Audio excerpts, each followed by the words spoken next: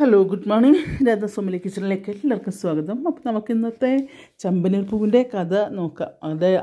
പിന്നെ എന്താ വെച്ചാൽ മഹിമ ശ്രുതിക്ക് ഇങ്ങനെ പനിനീരൊക്കെ തളിച്ച് പൂവിട്ട് ചന്ദനമൊക്കെ തേച്ച് കൊടുക്കുന്നുണ്ട് കേട്ടോ. പക്ഷെ നമ്മുടെ ചന്ദ്രയുടെ മുഖത്ത് ഒരു സന്തോഷമില്ല. ചന്ദ്ര വല്ല അജന്മ ശത്രുവിനെ പോലെയാണ് ശ്രുതിനെ നോക്കുന്നത്. ശ്രുതിയാണെങ്കിൽ ആകെ വരണ്ട് പേടിച്ചിരിക്കുക. കാരണം ഇനി എന്ത് സംഭവിക്കുമെന്ന് അവൾക്ക് അറിയില്ലല്ലോ. കാരണം ആ സ്ത്രീയുടെ യഥാർത്ഥ മുഖം അവളൊരു പ്രാവശ്യം കണ്ടതാണ്. ചന്ദ്രയുടെ പേര് മാറ്റിയപ്പോഴേ മറ്റേ ബ്യൂട്ടി പാർലറിൻ്റെ പേര് മാറ്റിയപ്പോഴേ ഒട്ട് പൊരിച്ചതാണ് ചന്ദ്ര. ഇനിയിപ്പോൾ അച്ഛനും ഇല്ല, അതൊക്കെ വെറും സാങ്കല്പിക കഥാപാത്രങ്ങളായി എന്ന് പറഞ്ഞു കഴിഞ്ഞാൽ നമ്മുടെ ശ്രുതിയുടെ കാര്യം കട്ട പുകയാണ്. അപ്പോൾ ശ്രുതി അതും പേടിയുണ്ട്. മണ്ഡപത്തിൽ പ്രശ്നം ഉണ്ടാക്കാമെന്ന് പറഞ്ഞ് ഒരുത്തനെ വിളിച്ചുകൊണ്ട് വന്നിട്ടാണെങ്കിൽ അവൻ സച്ചിൻ്റെ പിന്നാലെ നിൽക്കുക എന്നല്ലാണ്ട് ഒരു കാര്യവും നടക്കണമില്ല. അങ്ങനെയൊക്കെയാണ്. അപ്പോൾ ആ ടെൻഷനും കാര്യങ്ങളാകുമ്പോൾ അവസാനം പിന്നെ അയാൾ എന്താണ് ക്വാർട്ടർ ദാമു അയാളെയാണ് അതാ വിളിക്കുന്നത്. അപ്പോൾ അയാൾ ഒന്നും കൂടി ശ്രമിച്ച് നോക്കാം. ഇനിയിപ്പോൾ അങ്ങനെ പോയാൽ ശരിയാവില്ല, ഒന്നും കൂടെ ശ്രമിക്കാം എന്നിങ്ങനെ പറഞ്ഞിട്ട് അയാൾ ഇരിക്കുന്നിടത്ത് നീച്ച് നേരെ സച്ചിയുടെ അടുത്ത് വന്നിരിക്കുകയാണ്. സച്ചിയുടെ അടുത്ത് വന്നിരുന്നിട്ട് പറയും, പിന്നെ അല്ല ബോസേ, ഇങ്ങനെ ഇരുന്നിട്ട് കഴുത്ത് വേനിക്കണില്ലേ എന്നൊക്കെ പറയും. ഇതിപ്പോൾ അറിയും കഴുത്ത് വേനിക്കണൊക്കെ എന്നാൽ നേരെ ഇരിക്കേണ്ട, ചരിഞ്ഞും ചെയ്യുന്ന കുറച്ച് പോസുകൾ കാണിച്ചു കൊടുക്കുക, എങ്ങനെ ഇരിക്കുക എന്നറിയും. അപ്പോൾ കാണിച്ചു ഈ ബോസിൻ്റെ ഒരു തമാശ എന്ന് പറഞ്ഞിട്ട് പിന്നെ ഇങ്ങനെ ഇങ്ങനെ തല്ലിയാണ്, തമാശയ്ക്ക് തല്ലിയാണ് അയാൾ. അപ്പോൾ സത്യക്ക് അതൊന്നും അങ്ങോട്ട് ഇഷ്ടപ്പെടുന്നില്ല കേട്ടോ. അപ്പോൾ അവൾ പറയും, എന്തായാലും കല്യാണം കഴിഞ്ഞില്ലേ എന്ന് പറയും. കല്യാണമോ എവിടെ കല്യാണം, ഇത് കല്യാണമല്ല, ഇത് താലി പിരിച്ചു മാറ്റി കെട്ടൽ ചടങ്ങാണ് എന്ന് പറയും സച്ചി. ഞാൻ ഇങ്ങോട്ട് വരുന്നതിൻ്റെ മുന്നേ ഒരു കല്യാണം കഴിഞ്ഞിട്ടാണ് വന്നത്, അപ്പോൾ അതുകൊണ്ടാണ് അങ്ങനെ തോന്നിയത് പറയും. അപ്പോൾ നിങ്ങൾ ഇതിൻ്റെ മുന്നേ ഇപ്പോൾ ഒരു 28 നൂൽക്കെട്ട് കണ്ടിട്ടാണ് വരുന്നത്, നൂൽക്കെട്ട് പോലെ തോന്നില്ലേ എന്നൊക്കെ ചോദിക്കും. ഈ ബോസിൻ്റെ ഒരു കാര്യം എന്നൊക്കെ ഇങ്ങനെ പറയട്ടോ. അതിൽ പറയും, ബോസ് ഒന്ന് വാ, ഞാൻ കാറുണ്ട് പുറത്തിട്ടിട്ടെന്ന് അറിയാം, അതിനിപ്പോൾ ഞാനെന്താ വേണ്ടത് ചോദിക്കും.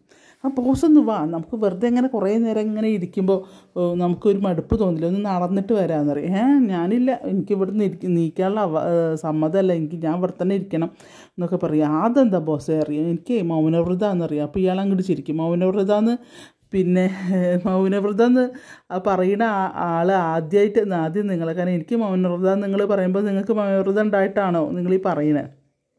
അപ്പോൾ അത് ഇടയ്ക്കൊക്കെ സംസാരിക്കാമെന്ന് പറയും സച്ചി. അപ്പോൾ പറയും, വാ ബോസേ, നമ്മളെന്തായാലും ഇത്രയും വലിയ ഫ്രണ്ട്സായില്ലേ, വാ എന്നറിയും. അപ്പോൾ പറയും, ഫ്രണ്ട്സോ എന്ന് ചോദിക്കാം, നമ്മൾ ഭയങ്കര കൂട്ടായില്ലേ, ഇപ്പോൾ ആത്മബന്ധമൊക്കെ ആയില്ലേ, വാ ബോസേ നമുക്കൊന്ന് പോയിട്ട് വരാം, ഒന്ന് നടന്നിട്ട് വരാറ്. അപ്പോൾ പറയാം, എനിക്കങ്ങനെ വരാൻ പറ്റില്ല അറിയും. അല്ല ബോസേ, വാ ബോസേ എന്നൊക്കെ പറഞ്ഞ് വിളിക്കുകയാണ്. അപ്പോൾ ശരി പറഞ്ഞിട്ട് അയാൾ നീച്ചാണ്ട് നടക്കും. പിന്നെയും കടന്നാൽ തിരിച്ച് വരും, വാ ബോസേ എന്ന് പറഞ്ഞിട്ട് അങ്ങനെ വിളിച്ച് ശല്യപ്പെടുത്തിയിട്ട് അങ്ങനെ വിളിച്ചും കൊണ്ട് പോവുകയാണ് കേട്ടോ സച്ചിനെ. സച്ചി പോകുന്നുണ്ട്, അയാൾ പിന്നാലെ പോവുകയാണ്. അങ്ങനെ വർത്താനൊക്കെ പറഞ്ഞ് പോയിട്ട് അറിയും. പിന്നെ ആദ്യം പക്ഷേ ഇയാൾ അവിടെ ഇരുന്നിട്ട് കൈയും കൊണ്ട് ഒരു ആക്ഷൻ കാണിക്കുന്നുണ്ട് സ്മോൾ അടിക്കണതിനെ പറ്റിയിട്ട്. ഇതിൽ കറക്റ്റ് മിക്സിംഗ് ഒക്കെ ആക്കിയാലേ പിന്നെ കുടിക്കാൻ പറ്റുള്ളൂ, ഇതാണെന്നൊക്കെ പറഞ്ഞിട്ട് ഇങ്ങനെ ഇതാക്കുന്നുണ്ട്. അപ്പോൾ ഈ ആക്ഷനും കൂടി ആയപ്പോൾ സച്ചിയുടെ മനസ്സൊന്ന് ഇളകാണ് വെള്ളമടിക്കാൻ. അപ്പോൾ വെള്ളമടിക്കണ കാര്യമാണ് ഈ പറഞ്ഞുകൊണ്ട് വരുന്നത് അയാൾ. അപ്പോൾ അത് കാണിച്ചു തരാം, മിക്സിങ് കാണിച്ചു തരാം, നേരെ എങ്ങനെ മിക്സ് ചെയ്യേണ്ടത് കാണിച്ചു തരാം എന്നൊക്കെ പറഞ്ഞിട്ടാണ് വിളിച്ചുകൊണ്ട് പോണത്. അങ്ങനെ അവസാനം സച്ചി പോവുക അയാൾ പിന്നാലെ. അവിടെ പോയി അയാൾ അറിയും, ഇത് എൻ്റെ കാറാണ്, ഇത് കാണണോ എന്ന് പറയും. അപ്പോൾ പറയും, എന്താണെന്ന് ചോദിക്കും. കാണിച്ചു തരാം എന്ന് പറഞ്ഞിട്ട് മറ്റൊരു സഫാരി കാറാണെന്ന് തോന്നുന്നു, ഒരു ജീപ്പ്. അപ്പോൾ അത് അതിൻ്റെ ബാക്ക് ഡോർ തുറന്നിട്ട് കാണിച്ചു കൊടുക്കുക. അതിൽ ഫുൾ 2 ബോട്ടിൽ 2 കുപ്പി, ഒരു കുപ്പി സോഡ, ഒരു കുപ്പി വെള്ളം, ഒരു പാത്രത്തിൽ 2 പാത്രത്തിൽ മിക്സ്ചർ, അത് ഒരു ട്രേയിൽ നിറയെ പഴവർഗ്ഗങ്ങൾ.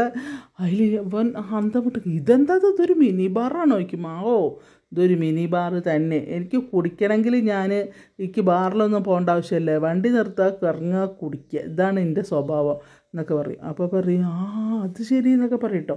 വാ ബോസേ നമുക്ക് ഓരോ സ്മോൾ അടിക്കാമെന്നറിയാം. അപ്പോൾ പറയും, അയ്യോ വേണ്ട സ്മോളൊന്നും അടിക്കണ്ട, അത് പറ്റില്ല, നമ്മൾ വലിയ ചങ്കുകളായില്ലേ, ഫ്രണ്ട്സായില്ലേ, അങ്ങോട്ട് നമുക്ക് ഓരോന്ന് അടിക്കാം, വാ ബോസേ എന്നൊക്കെ പറയും. അപ്പോൾ അച്ഛൻ പറയും കേട്ടോ, എനിക്ക് വേണ്ട എന്ന് പറയുന്നുണ്ട്. അപ്പോൾ അത് പറ്റില്ല, പണ്ട് കള്ളു കുടിക്കാൻ നമ്മൾ ഒരുമിച്ച് ആ ബാറ് പോയ സമയത്ത് ബോസ് എന്തൊക്കെ തമാശകളാണ് പറഞ്ഞിരുന്നത്, സ്വർഗത്ത് പോണ കാര്യമൊക്കെ അല്ലേ പറഞ്ഞതെന്നറിയും. അപ്പോൾ എന്തോ ഒരു വാക്ക് സച്ചി പറയുന്നുണ്ട്. സച്ചി പറയും, ഇതാണോ ഞാൻ പറഞ്ഞത് ചോദിക്കും. അതന്നെയാണ് പറഞ്ഞത്. അപ്പോൾ നമുക്കിന്ന് വെള്ളം അടിച്ചിട്ട് സ്വർഗത്തിലൊക്കെ ഒന്ന് പോകണ്ടേ എന്നൊക്കെ അങ്ങനെ ചോദിക്കുകയാണ്. അപ്പോൾ പറയും എനിക്ക് വേണ്ട എന്നൊക്കെ പറയും. അത് പറ്റില്ല, കുടിക്കണം എന്ന് പറയും. അങ്ങനെ ഇയാൾ 2 ഗ്ലാസ്സിൽ മദ്യം ഒഴിക്കുകയാണ്. ഒഴിച്ചിട്ട് സച്ചിക്ക് കൊടുക്കുക. സച്ചിനോട് പറയും ഇത് പിടിക്കുക ബോസേ, ഇപ്പോഴല്ലടാ എപ്പോഴാണ് കുടിക്കുക, നമ്മൾ കുറേ കാലമായില്ലേ കണ്ടിട്ട്, ഇനിയിപ്പോൾ ഒന്ന് കുടിച്ചതായി കഴിഞ്ഞാൽ നമുക്ക് എപ്പോഴും കുടിക്കാൻ തോന്നും, കുടിക്കുക ബോസേ പറഞ്ഞിട്ട് അങ്ങനെ കൊടുക്കുകയാണ്.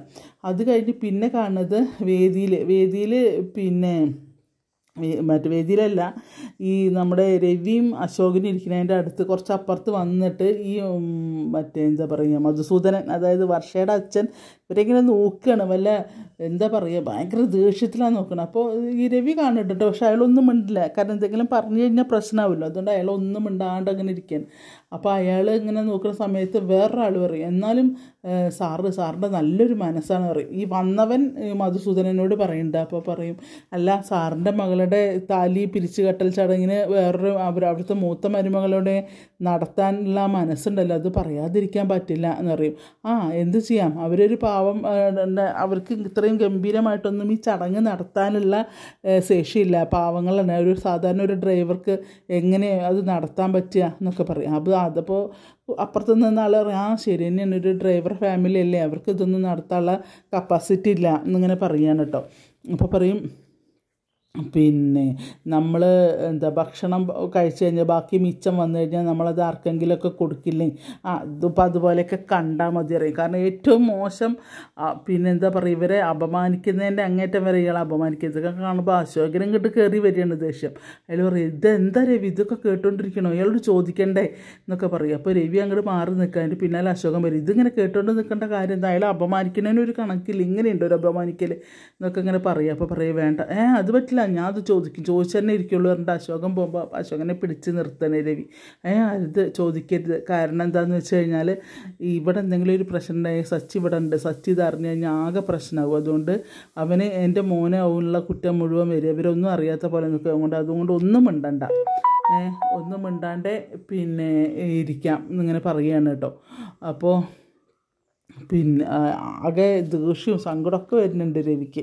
അത് കഴിഞ്ഞ് പിന്നെയും കാണിക്കുന്നത് ഈ സച്ചിനെ കുടിപ്പിക്കാൻ നോക്കുന്നത്. അപ്പോൾ പറയും, കുടിക്ക്, ഇതിങ്ങനെ പിടിച്ചുകൊണ്ടിരിക്കുക, അല്ലാണ്ട് എന്താ കുടിക്കാത്തത് ബോസേ, കുടിക്ക് ബോസേ എന്നും പറഞ്ഞിട്ട് ഇങ്ങനെ കുടിപ്പിക്കാനുള്ള ഒരു ശ്രമം നടത്തുക. അപ്പോൾ പറയും, ഞാൻ കുടിക്കാം, എനിക്കിങ്ങനെ ഒറ്റയടിക്ക് കുടിക്കാനൊന്നും വയ്യ, നിങ്ങൾ കുടിച്ചോന്നറിയും. അപ്പോൾ എന്നാൽ ശരി എന്നറിയാം. അപ്പോൾ ഇതിങ്ങനെ പിടിച്ചുകൊണ്ട് രണ്ടാളും ഗ്ലാസും പിടിച്ചുകൊണ്ടിരിക്കുക. അപ്പോൾ ശ്രുതി മണ്ഡപത്തിലിരിക്കുന്നുണ്ട്. ശ്രുതി മണ്ഡപത്തിലിരിക്കുമ്പോൾ പിന്നെ എന്താണ് രേവതി വന്നിട്ട് പൂക്കളിടണം, ചന്ദനം തേക്കണം ഒക്കെ ചെയ്യുന്നുണ്ട്. അങ്ങനെ ഓരോരുത്തർ വന്നപ്പോൾ രേവതി ചെയ്യുമ്പോൾ അവർക്ക് ആർക്കും അത്രയ്ക്ക് അങ്ങോട്ട് പിടിക്കണില്ല. പക്ഷേ ശ്രുതിയുടെ എന്താ പറയുക, ഒരു ബോംബ് പൊട്ടാൻ മാത്രം ഉള്ള പാകത്തിലാണ് ശ്രുതി ഇരിക്കുന്നത്. ശ്രുതി ആകെപ്പാടെ ടെൻഷനായിട്ടും വിഷമായിട്ടും ഒക്കെ. അപ്പോൾ ശ്രുതി അടുത്ത് നിന്നിട്ട് പറയും, ശ്രുതി നിന്നെ കാണാൻ എന്തൊരു ഭംഗിയാണെന്നറിയോ, പിന്നെ നന്നായിട്ടുണ്ട് നിനക്ക് ഈ വേഷം, നീ നല്ല ഭംഗിയുണ്ട് നിനക്ക് കാണാമെന്ന് പറയുമ്പോൾ. അപ്പോൾ നീ ഇവിടെ ഒന്നും അല്ലല്ലോ, നിനക്ക് എന്താ പറ്റിയത്, നീ അച്ഛൻ വരാത്തതിനാണോ എന്നൊക്കെ ഇങ്ങനെ ചോദിക്കുന്നുണ്ട്. അപ്പോൾ എന്നൊക്കെ ഇങ്ങനെ പറയും ശ്രുതി. അപ്പോൾ പറയും, പിന്നെ നീ ശരിക്കും നിന്നെ കല്യാണത്തിന് കണ്ട അതുപോലെ തന്നെ ഇട്ട് എന്തൊരു ഭംഗിയാണ് കാണാൻ പറയും. അപ്പോൾ പറയും, പിന്നെ കല്യാണത്തിന് പിന്നെ നമ്മുടെ കല്യാണം കഴിഞ്ഞിട്ട് 1 വർഷം പോലും ആയിട്ടില്ലല്ലോ ശ്രുതി, പിന്നെന്താ എന്നൊക്കെ ചോദിക്കും കേട്ടോ. അപ്പോഴേക്കും ചന്ദ്രയ്ക്ക് അത് കണ്ടിട്ട് അത്ര പിടിക്കുന്നില്ല. ചന്ദ്ര ഇടാ നീ അങ്ങോട്ട് മാറി നിൽക്കുക, ചടങ്ങുകൾ നടക്കട്ടെ, നീ എന്താ ഈ സംസാരിക്കുന്നത് എന്നറിയും. എന്നിട്ട് 2 സ്ത്രീകളോട് നിൽക്കുന്നത്, നിങ്ങൾ വന്നിട്ട് ചന്ദനം തൊടിയിക്കുകയെന്ന് പറയും. അപ്പോൾ എന്നിട്ട് ഇങ്ങനെ ശ്രുതിനൊക്കെ ഇങ്ങനെ എന്താ പറയുക, കൊല്ലാനുള്ള ദേഷ്യത്തിൽ ഇങ്ങനെ നോക്കുകയാണ് ഈ ചന്ദ്ര. അപ്പോഴേക്കും നമ്മുടെ മീര ശ്രുതിയുടെ അടുത്ത് പോയിട്ട് പറയും, നീ വിഷമിക്കേണ്ട, അങ്ങോട്ട് നോക്ക്, സച്ചിനെയും കൊണ്ട് അയാൾ കോട്ടർദാമ് പോയിട്ടുണ്ട്, അവിടെ നോക്കുക, അവരിവിടെ ഇല്ല എന്ന് പറയും. അപ്പോൾ അവളിങ്ങനെ ശ്വാസം എടുത്ത് വിടുകയാണ്, ഹോ എന്നുള്ളൊരു ഇതിലേ ഒരു എന്താ പറയുക, ഒരു വിങ്ങിപ്പൊട്ടി നിൽക്കുന്നതെന്ന് ഒന്നങ്ങോട്ട് അയവ് വന്ന പോലെ. അപ്പോൾ പറയും, നീ ടെൻഷനാവണ്ട, എന്തെങ്കിലുമൊക്കെ നടക്കും, ഞാൻ അപ്പോൾ വരാറുണ്ട്. അവൾ പോയി നോക്കുമ്പോൾ ഇവർ രണ്ടാളും കൂടെ ചേഴ്സ് പറയുന്നു, ഇങ്ങനെ ഗ്ലാസ്സും പിടിച്ച് ചിയേഴ്സ് പറയാൻ ഇങ്ങനെ റെഡി ആയിട്ട് നിൽക്കുകയാണ്. അപ്പോൾ അവൾക്ക് മനസ്സിലായി, എന്നാൽ ചിയേഴ്സ് എന്ന് പറയുമ്പോഴേക്കും മീര എന്ത് ചെയ്യും, അവിടുന്ന് അത്രേ കാണുള്ളൂ മീര എന്നിട്ട് അവിടെ നിന്നിട്ട് പോരും. അത് കഴിഞ്ഞ് പിന്നെ അങ്ങനെ നോക്കുമ്പോൾ നമ്മുടെ രേവതി തിരയുമ്പോൾ കാണുന്നില്ല സച്ചിനെ. അപ്പോഴേക്കും ഇതെന്താ എത്ര നേരമായി ഇതിങ്ങനെ കൈ പിടിച്ചുകൊണ്ടിരിക്കുന്നത്, കുടിക്ക് ബോസേ എന്നൊക്കെ ഇങ്ങനെ അറിയാം. അപ്പോൾ പറയും, ഇങ്ങനെ കുടിക്കാൻ പാടില്ല എന്നറിയും. പിന്നെ ഇങ്ങനെ കുടിച്ചാൽ ശരിയാവില്ല, കാരണം ഇവിടെ ഒരു ഫംഗ്ഷൻ നടന്നുകൊണ്ടിരിക്കുകയാണ്, അപ്പോൾ ഞാനിങ്ങനെ കുടിക്കാൻ പാടില്ല അറിയാം. അതൊക്കെ അവിടെ നടക്കും, അതിനൊന്നും ഇതാക്കണ്ട അറിയും. അല്ല ഞാൻ മെല്ലെ എനിക്കിങ്ങനെ ഒറ്റ വലിക്ക് കുടിക്കാനൊന്നും വയ്യാന്ന്. ഒരു കാര്യം ചേട്ടൻ കുടിച്ചോ ആദ്യം എന്നറിയും, ഞാൻ കുടിക്കട്ടെ എന്നറിയാം. ഓ ശരി അറിയാം, അയാളൊരു കുടി കുടിക്കും, ഒറ്റ വലിക്ക് ഒരു ഗ്ലാസ് കംപ്ലീറ്റ് ആക്കും.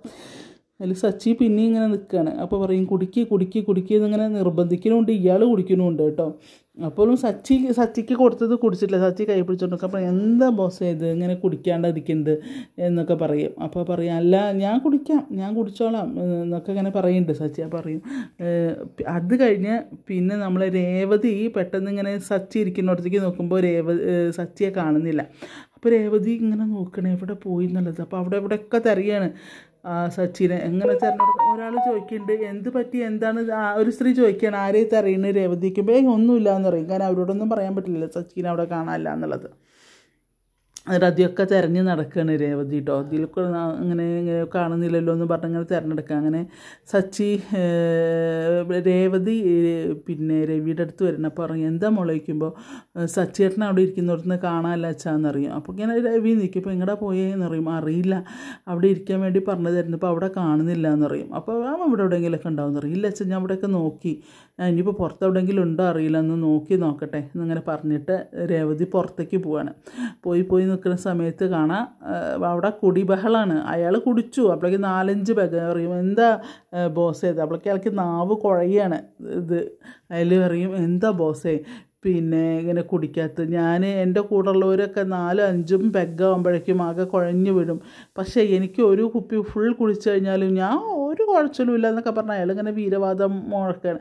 അപ്പോൾ ഫുള്ളായി പിന്നെ സച്ചിയോട് പറയും ബോസ് കുടിക്കുക എന്ന് പറയലാണ്ട് ബോസ് കുടിക്കണല്ലോ, ബോസ് കുടിക്കുക ബോസ് എന്നറിയാം. അപ്പോൾ പറയും ഞാൻ കുടിക്കാം എനിക്ക് സന്തോഷമാണ് നിങ്ങളിങ്ങനെ അപ്പോഴേക്കും രേവതി അവിടെ എത്തുകയാണ്. അപ്പോൾ രേവതി എത്തുമ്പോഴും സച്ചി ഈ ഗ്ലാസും പിടിച്ചിട്ട് ഇങ്ങനെ നിൽക്കുകയാണ്, കുടിക്കുന്നില്ല.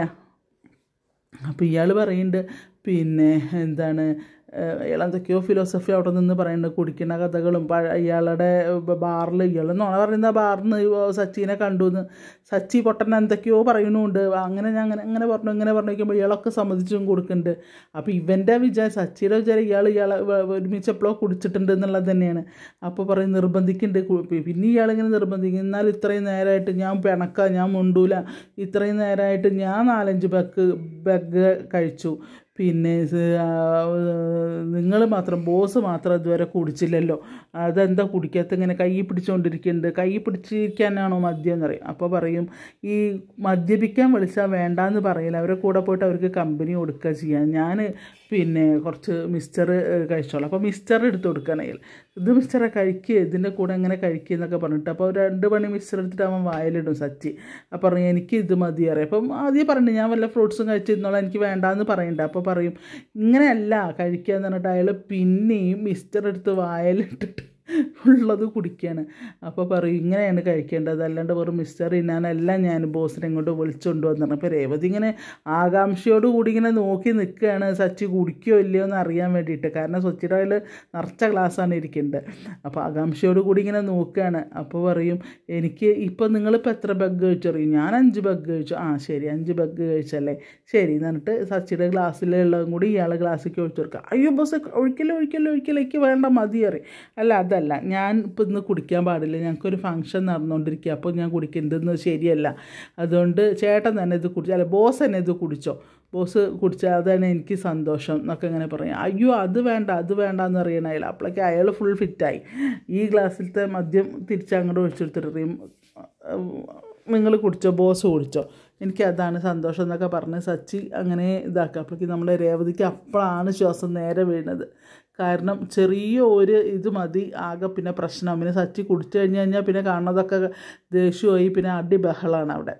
അപ്പോൾ അപ്പോഴാണ് നമ്മളെ രേവതിക്ക് സമാധാനം, അപ്പോൾ കൺട്രോൾ ചെയ്യാൻ അറിയാം എന്നുള്ളൊരു ഇത് വരുന്നുണ്ട്. അങ്ങനെ ഇന്നത്തെ ചെമ്പനീർ പൂവ് സച്ചി എന്തായാലും അവിടെ പിടിച്ചു നിന്ന് മദ്യത്തിൻ്റെ മുന്നിൽ നമ്മളെ സച്ചി വിജയിച്ചിരിക്കുകയാണ് കേട്ടോ. അപ്പോൾ ആരും മിസ് ചെയ്യാണ്ട് കാണുക എല്ലാവരും. പിന്നെ എന്താ പറയുക, ചെമ്പനീർ പൂവ് മിസ് ചെയ്യാണ്ട് കാണുക. അതുപോലെ എൻ്റെ രാധാസ് ഹോമിലി കിച്ചൺ ആദ്യമായിട്ട് കാണുന്നവരാണെങ്കിൽ ഒന്ന് സബ്സ്ക്രൈബ് ചെയ്യണേ. അതുപോലെ തന്നെ ആ ബെല്ലൈക്കണൊക്കെ ഒന്ന് അമർത്തി ഒന്ന് ലൈക്കൊക്കെ ചെയ്ത് സപ്പോർട്ട് ചെയ്യണം കേട്ടോ. പിന്നെ എന്താ പറയുക കഥയാണ്. കുറേ മിസ്റ്റേക്കുകൾ വരാം, അവിടെ ഇവിടെയൊക്കെ ആയിട്ട് കുറേ മിസ്റ്റേക്കുകളൊക്കെ വരാം. അതൊക്കെ ക്ഷമിക്കുക. അതുപോലെ തന്നെ ഞാൻ വേറെയും കഥകൾ പറഞ്ഞിരുന്നുണ്ട്. പറ്റുമെങ്കിൽ അതൊക്കെ ഒന്ന് കേട്ട് നിങ്ങളുടെ സപ്പോർട്ട് ചെയ്യുക. ഓക്കെ, എല്ലാവർക്കും നല്ലൊരു ദിവസം ആശംസിച്ചുകൊണ്ട് നിർത്തുന്നു. Thank you.